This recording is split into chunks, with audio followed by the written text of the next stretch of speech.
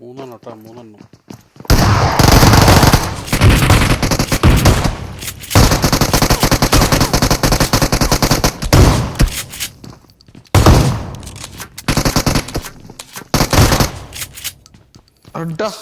എൻ്റെ അളിയാ ഹെൽത്ത് നോക്കിയേ, ബുള്ളറ്റ് സൈഡിൽ കൂടെ പോയാ മതി. ഇനി കാറ്റടിച്ചാ വരിക.